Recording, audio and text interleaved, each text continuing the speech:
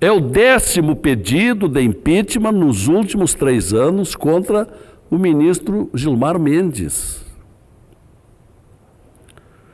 E de várias procedências, não é apenas de uma pessoa. Se alguém disser, não, mas é o Carvalhosa. Não, o Carvalhosa tem um pedido no ano passado e tem esse de agora.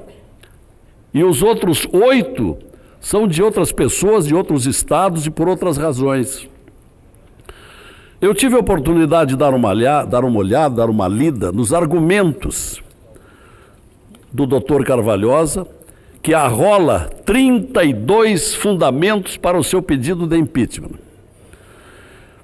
Entre outros, diz o jurista Carvalhosa, Gilmar Mendes cometeu crime de responsabilidade ao agir partidariamente em favor do seu irmão Chico Mendes, quando esse foi candidato a prefeito de Diamantino, no Mato Grosso.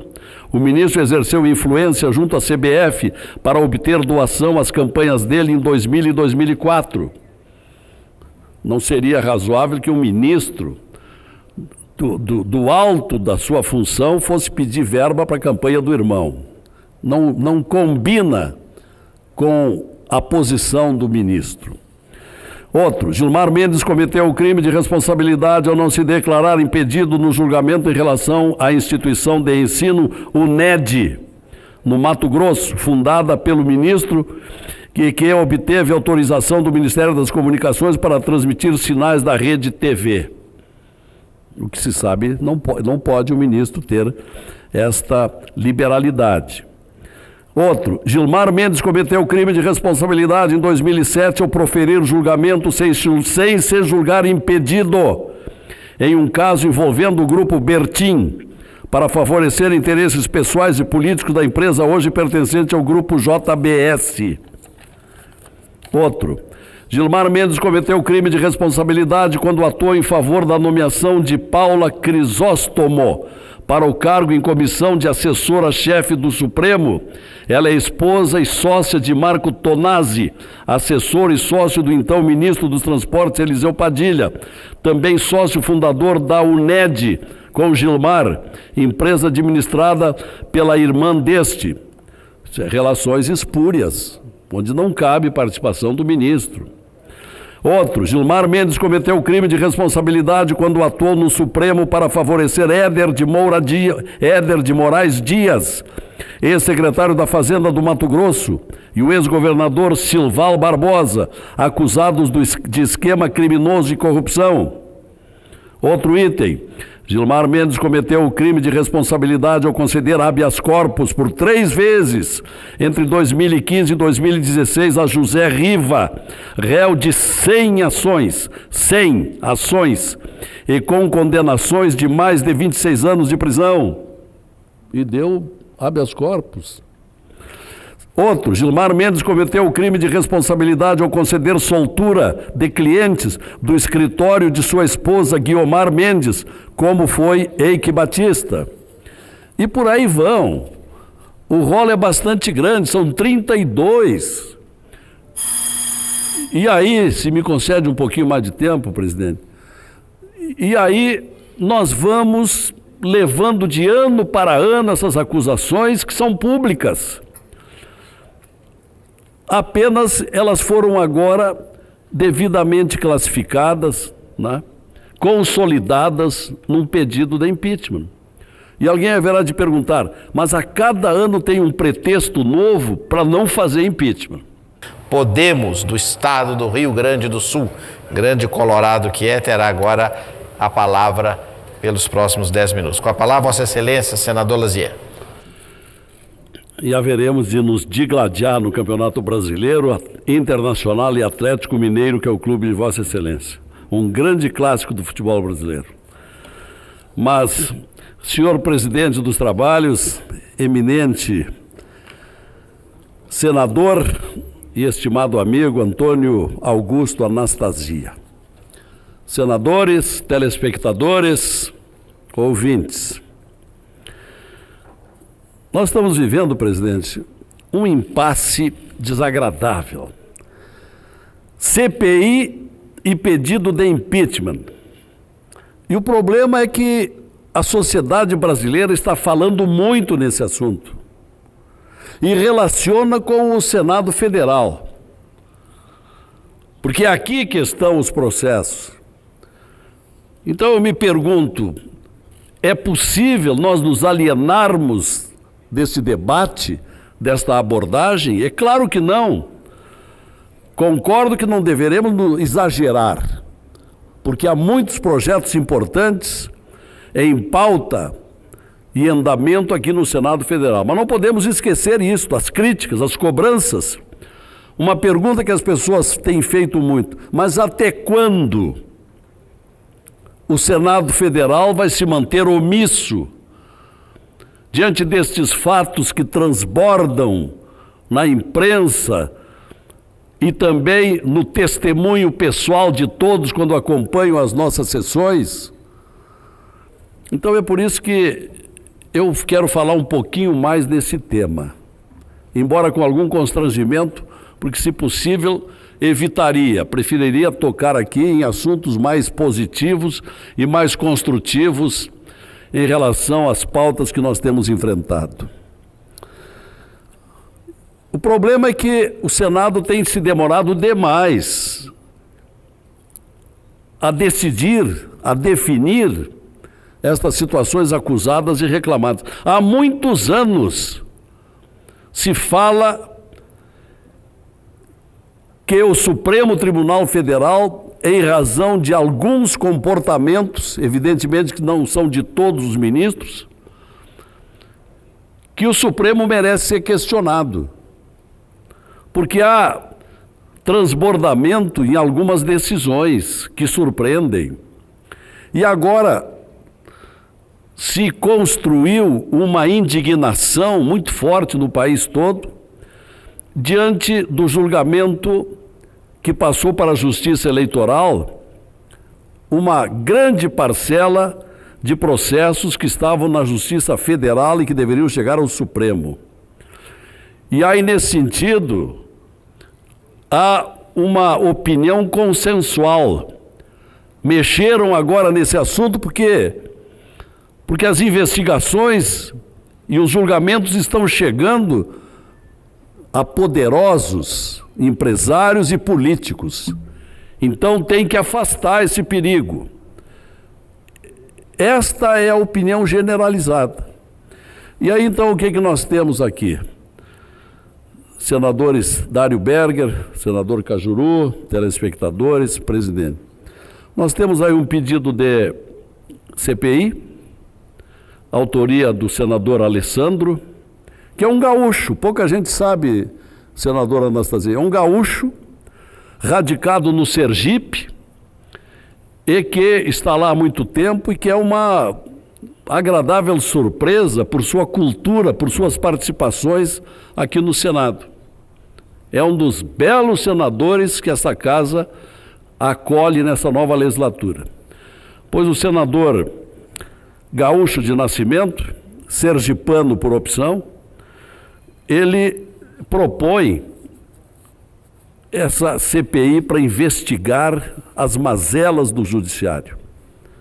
E ontem foi decidido, naquela longa e tensa reunião dos líderes, que durou 3 horas e pouco, e só se tratou disso ontem, e que culminou com a decisão de encaminhar para a consultoria do Senado uma avaliação dos tais de argumentos necessários para a instauração da CPI, né? Dos fatos que precisam ser avaliados e que são no número de 13 e que, segundo alguns, seriam, na verdade, 10, olha, seriam 3. Então nós vamos aguardar que isso aconteça. Mas enquanto isto, e é aqui que eu centro mais esse meu pronunciamento, é o pedido de impeachment. É o 10º pedido de impeachment nos últimos 3 anos contra o ministro Gilmar Mendes. E de várias procedências, não é apenas de uma pessoa. Se alguém disser, não, mas é o Carvalhosa. Não, o Carvalhosa tem um pedido no ano passado, E tem esse de agora. E os outros 8 são de outras pessoas, de outros estados e por outras razões. Eu tive a oportunidade de dar uma lida nos argumentos do Dr. Carvalhosa, que arrola 32 fundamentos para o seu pedido de impeachment. Entre outros, diz o jurista Carvalhosa, Gilmar Mendes cometeu crime de responsabilidade ao agir partidariamente em favor do seu irmão Chico Mendes, quando esse foi candidato a prefeito de Diamantino, no Mato Grosso. O ministro exerceu influência junto à CBF para obter doação às campanhas dele em 2000 e 2004. Não seria razoável que um ministro do alto da sua função fosse pedir verba para a campanha do irmão. Não combina com a posição do ministro. Outro, Gilmar Mendes cometeu o crime de responsabilidade ao não se declarar impedido no julgamento em relação à instituição de ensino UNED, no Mato Grosso, fundada pelo ministro que obteve autorização do Ministério das Comunicações para transmitir sinais da rede TV. O que se sabe, não pode o ministro ter esta liberalidade.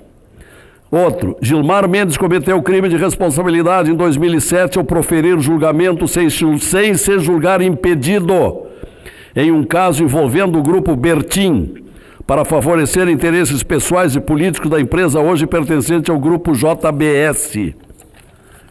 Outro, Gilmar Mendes cometeu o crime de responsabilidade quando atuou em favor da nomeação de Paula Crisóstomo para o cargo em comissão de assessora-chefe do Supremo.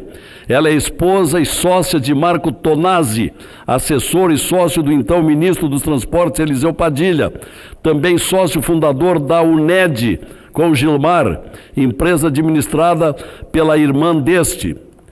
Relações espúrias, onde não cabe participação do ministro. Outro, Gilmar Mendes cometeu o crime de responsabilidade quando atuou no Supremo para favorecer Éder de Moraes Dias, ex-secretário da Fazenda do Mato Grosso, e o ex-governador Silval Barbosa, acusados de esquema criminoso de corrupção. Outro item, Gilmar Mendes cometeu o crime de responsabilidade ao conceder habeas corpus por 3 vezes, entre 2015 e 2016, a José Riva, réu de 100 ações, e com condenações de mais de 26 anos de prisão. E deu habeas corpus. Outro, Gilmar Mendes cometeu o crime de responsabilidade ao conceder soltura de clientes do escritório de sua esposa Guiomar Mendes, como foi Eike Batista. E por aí vão. O rolo é bastante grande, são 32. E aí, se me concede um pouquinho mais de tempo, presidente, e aí nós vamos levando de ano para ano essas acusações que são públicas.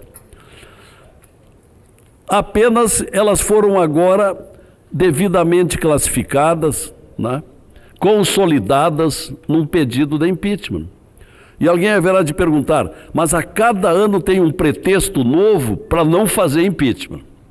Só o nosso ilustre presidente do Senado anterior, Eunício de Oliveira, arquivou 9 pedidos de impeachment de Gilmar Mendes. 9. Sem dar conhecimento jamais ao plenário. Em determinado momento do ano passado, eu fui à tribuna e pedi que pelo menos um deles fosse dado conhecimento. Afinal, o Senado Federal não é a pessoa do presidente. O Senado Federal é um colegiado formado de 81 representantes dos estados brasileiros. Não pode ficar adstrito a uma única opinião, a uma única decisão. Também por isso ingressei com o projeto de resolução para que nos pedidos de impeachment o presidente não mais decida monocraticamente, mas ele compartilhe com a mesa, onde somos 7, e onde o senhor presidente dos trabalhos, Anastasia, é o primeiro vice-presidente. Compartilhe com a mesa. Independentemente da posição tomada pela mesa, caiba recurso para o plenário. Aí sim teremos um verdadeiro colegiado. E o desprestígio desse ministro é tão grande que nós podemos relembrar o que dizia em julgamento do Supremo há poucos anos atrás o senhor Joaquim Barbosa, quando em debate muito acirrado, muito duro, muito cáustico, Joaquim Barbosa, aos gritos, dizia: ministro Gilmar Mendes, vá às ruas para ver o que lhe acontece. Evidentemente, vai-as. E agora, o ano passado, vamos relembrar o que disse o ministro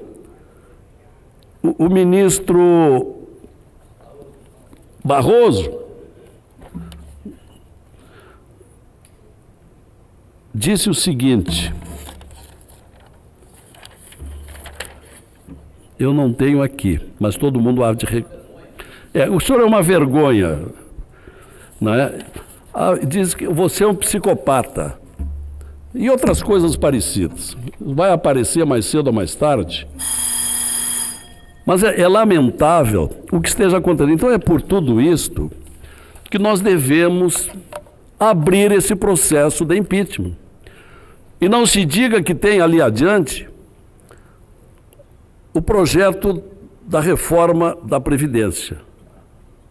A reforma da Previdência é lá, no outro lado, no tapete verde, com a Câmara. Nós talvez venhamos a receber o tema para debate aqui na segunda metade do ano. Então nós temos toda essa primeira metade do ano para, paralelamente à pauta do Senado, discutirmos se tem fundamento, isso até é bom para o próprio ministro, para que se desfaça de uma vez por todas, se tem procedência este rol de acusações contra ele, demonstrar que ele não é nada disso, que ele é inocente, que houve um equívoco dos acusadores. É bom para ele também, e é bom para o prestígio, para o conceito. Estou terminando. Para o conceito do Senado, que é acusado constantemente de omisso e de acobertador de pessoas envolvidas com crimes. Obrigado pela tolerância, presidente. Muito obrigado, senador Lazier Martins. Agradeço a Vossa Excelência, cumprimento também o vosso pronunciamento. E eu me esqueci de comentar quando eu citava o time do coração de Vossa Excelência, a gravata que Vossa Excelência veio hoje, certamente evocando as glórias coloradas do seu querido Internacional do Rio Grande do Sul, não é? Que já está marcada uma luta no dia 4 de abril, Vossa Excelência aqui nos lembra.